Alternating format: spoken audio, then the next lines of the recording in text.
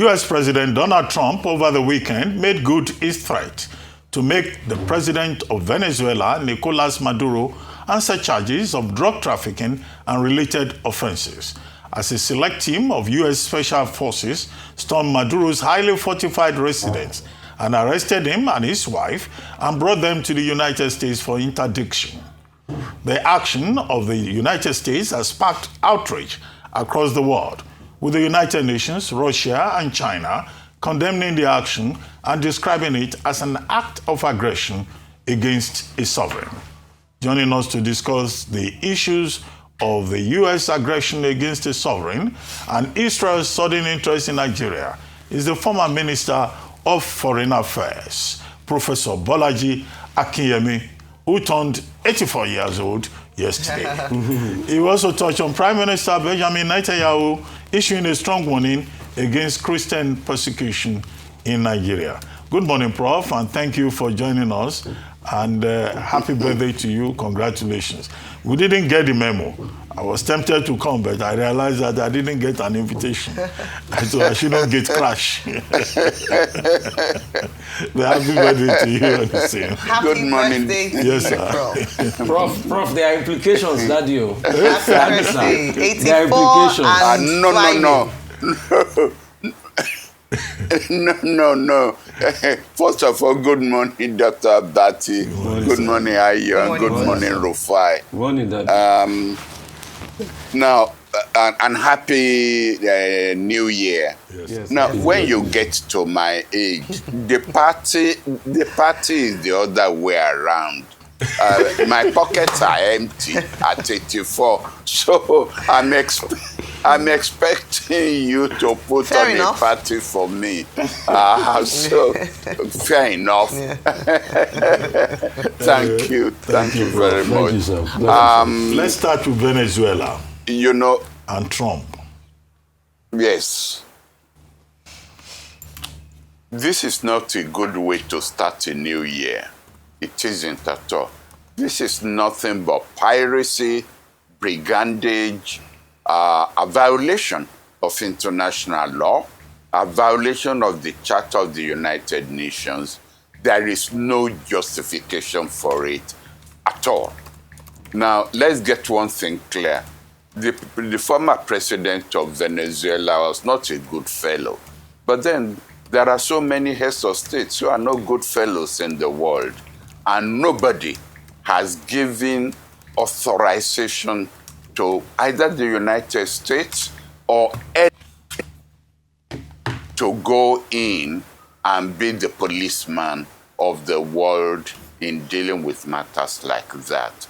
My fear is that nothing prevents now Putin from going in to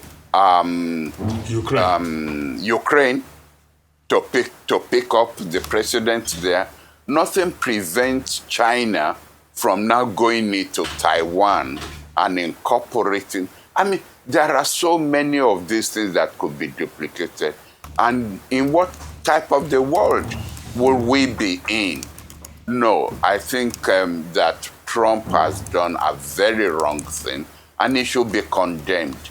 I do understand, however, why some of his Western supporters will not be speaking with a tongue in their mouth. Because, things are not really always that clear. That you don't want to go after, someone who is stronger than you, and who is protecting you, and who has leverage over you. So I understand why the Prime Minister of Great Britain, even the president of several of the countries in Europe will be speaking mutedly in condemning what the United States has done. But this is a throwback to the time of piracy in the world. You don't go into you don't just do it. It's not done anymore. We're past that age. And I don't think we can, at least those of us who are on this side of the world and who are not as powerful as the powers to be, we must really speak out very strongly against what the United States has done. Number two, I feel really offended at the pictures that are out. Okay, picked up the man, you've arrested him. Do you have to show us pictures of him in handcuffs, being blindfolded? You could, come on. Trump has behaved like a cowboy. Really, there's no other word to use for it. All right. Thank you very much, Professor Akinyemi. I know that there have been a number of criticisms, especially amongst Democrats and people who believe in the tenets of democracy and the sovereignty of nations. But in some interviews, when you speak to some of the Venezuelans themselves, they have rejoiced at the fact that a man who is said to be a dictator in many regards has been removed from office. Would the U.S. have any justification at all, despite the criticisms, to have taken the action that they did? Then the other part of my question would then be, what do you envisage the response of other powers like Russia, China, especially with regards to their dominance in South America? What do you think their response will be? Ayo, the first thing to get clear is, yes, the Venezuelans, some of them, probably most of them, are what I meant by saying that the former president of Venezuela was not a good guy. And he deserved, well, whatever it is that is, he deserved to be removed from office. But the action should be by the Venezuelans themselves. They shouldn't be counting on the United States. You don't go into exile in the United States or in, wherever it is, and then be waving the flag because you are happy at what has happened in your country. You may come back to regret it. And in any case, Trump has just said he intends to make Venezuela a colony.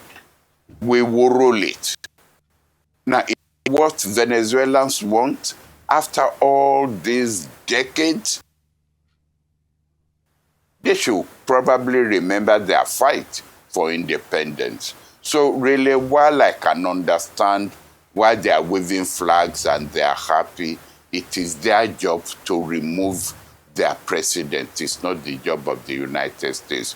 We should never give a superpower the right and the power to go into any country and remove the constituted authority there. Or else you don't know when you will cross a line and they will say it is your turn, for us to remove. In any case, we're not talking about democracy. We're not talking about human. It's clear it's about oil, Venezuelan oil. And that's what has motivated this. Now, I'm not surprised, and I think I should be surprised that this has happened. Look at the amount of military hardware that over the past 2 months have been sent to that area. Do you think that they were going to turn around Christmas time to the United States? No, I was expecting this to happen. And it's unfortunate that there was nothing anybody could do about it. Neither the United Nations, neither whatever organization they have in that part of the world. There was nothing. Let us not kid ourselves. When we talk about sovereignty that is not backed by power is no sovereignty. I want us to get that clear, especially in this country where, I know legal sovereignty is one thing, but power sovereignty is another thing.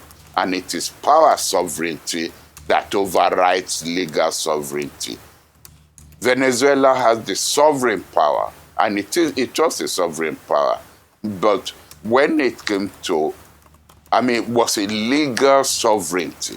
But when it came to power sovereignty, there was the United States that nobody could stop. And in reference to China and in reference to Russia, yes, I'm repeating myself, nothing now prevents Putin from going after Zelensky in Ukraine, and nothing prevents China from going into Taiwan and taking it over.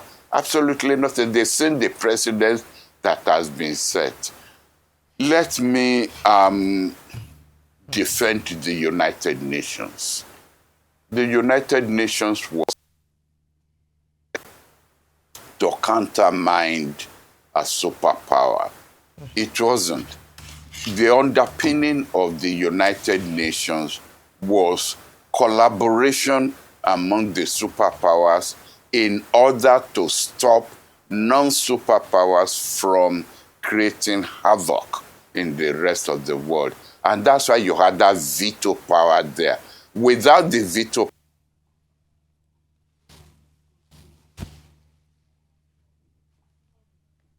to the people who created the United Nations did not give power to the United Nations to countermine power. That's why the veto power was there. I think Dr. Abati question of Israel and Nigeria, that's another area we should keep on. It's not going to be that easy for Nigeria to design a policy that would address all of a sudden the newfound interest of Israel in Nigeria. The usual the enemy of my enemy is my friend, and it's not going to work in this area. Israel has so many enemies that Nigeria does not want as an enemy. There are too many issues on which we disagree with Israel that Israel newfound in friendship with Nigeria is not something we should just say. Okay. I will really suggest that top brains of Nigeria in strategic studies, in foreign policy area, to really get together this week, if possible, and have a think over the way we should react to Israeli interest. All of a sudden, I am surprised. It caught me by surprise. And even after 1 week, say that I can say this is what Nigeria should do. When decade ago, some of us were advocating that Nigeria should come up with another blueprint of foreign policy as the anti-apartheid struggle was coming to an end, to keep Nigeria within the global world. I wasn't thinking of this kind of interest in Nigeria.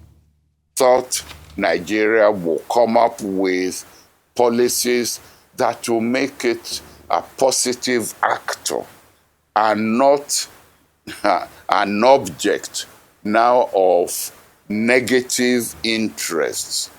I wasn't thinking about, and the time has come for us to have a good rethink of how we should react to the United States and now to Israel, who are showing interest in Nigeria because we have problems that they think they can help us to address. Okay.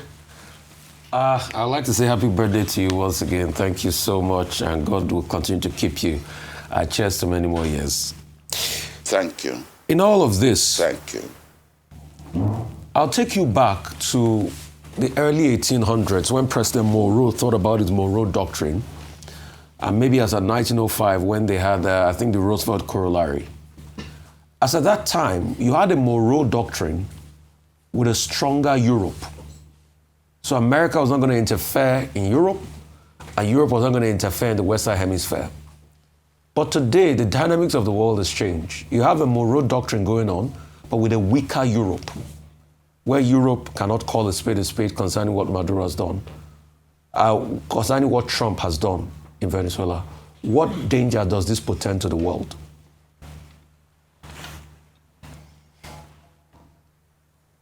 Very grave danger. Very grave danger.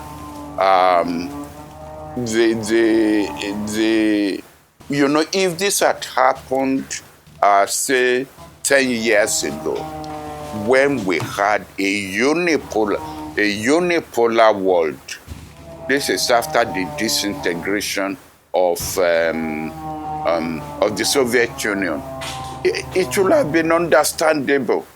But with the increase in power of China, this is no longer a unipolar world. And why the United States should behave all over the world as if it can impose a Pax Americana is what we should be addressing. And I think that China should actually start to exercise the power that it has now in order to countermand the brigandage of the United States. It's unfortunate that the United States that had a Kennedy, that had an Obama, that had even a Clinton, should now have a Trump who marches all over the world. There are negative repercussions to the behavior and the body language of Trump and his advisors. When you watch that press conference that the Trump put on, it was Trump did this, Trump did that, we will do this. How can you stand there and say you are going to take over a country and that Cuba should watch out that it may be the next? This is, honestly, you remember that confrontation between Trump and the president of Ukraine, when Trump said, you may be toying with a third world war. Well, it is Trump, actually, that may be toying with a third world war with what he has done. Prof, okay, as we begin to wrap up, that leads me to the next question. Who can call Trump to order? He has violated the UN Charter. He has violated the Geneva Convention. He has violated the American Constitution. And those supporting him claiming inherent powers, they misunderstand the obvious meaning of inherent powers of the American president within the purview of the laws of the United States. So who can call him to order? Now that he says he will go after Mexico, go after Cuba, go after Colombia, is there any restraining mechanism?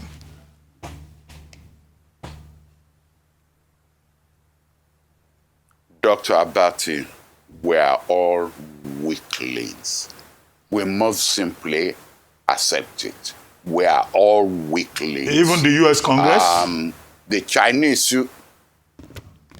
But this is the same U.S. Congress that twice impeached this man, but couldn't convict him because of his hold over the Republican Party. And his hold over that party is even worse now than at the time that he was impeached. So really, it's shown the weakness of the American Constitution. That Constitution is there. Congress was set up in order to countermand the recklessness of the White House. But it has just, come on, Dr. Abati, is this not the way Hitler took over Germany? Nobody believed that that could happen. Nobody. And yet Hitler did. The same thing with, what's the name of that fellow in Italy? Mussolini. Benito Mussolini. Same thing he did. So really, yes. So Trump has simply shown us, not only with this episode, but with several things he has done, that he is now a Caesar bestriding the world. And the rest of us are like weaklings, quaking in our different, countries, and praying that this man is not going to lead us to a third world war. It is China, honestly, that I think has the capacity really to challenge him. I don't think China will do so, because the Chinese don't want a development that is going to bring their own ascent into power to a halt. But it is China that has the capability to do so. Not Nigeria, sir. Nigeria? Yes, sir. Well, we can even issue a statement, as Ghana has done. Listen. Ghana issued a statement. Where is our own? Prof. Well, look. Where is our own statement? Remember January last year, you asked me a question as to how our president should deal with Trump. This was when Trump has just been elected. And I said, whatever it is, our president should not do anything that will, I've forgotten the word I used at that time. Provoke Trump. So, to provoke Trump, a very unpredictable man in the use of power. We have boxed ourselves because of our own internal security issue into a situation where Trump and Nigeria are not really reading from the same page. He has said that he will help us deal with our security system, our security problems. So we are not in the same position vis-a-vis Trump that Ghana is, or that South Africa is. And I will repeat it, I wouldn't want anything that will make Trump, who has started to bomb us. Prof, I just quickly want to give you your flowers. Okay. And when you said it in the 80s then, that Nigeria needs its own nuclear bomb, everybody laughed at you. Maybe today, if we had that nuclear bomb, we could have been talking in the international sphere. So take your flowers, Prof. Take your flowers. Thank you so much. Thank you. Thank you, sir.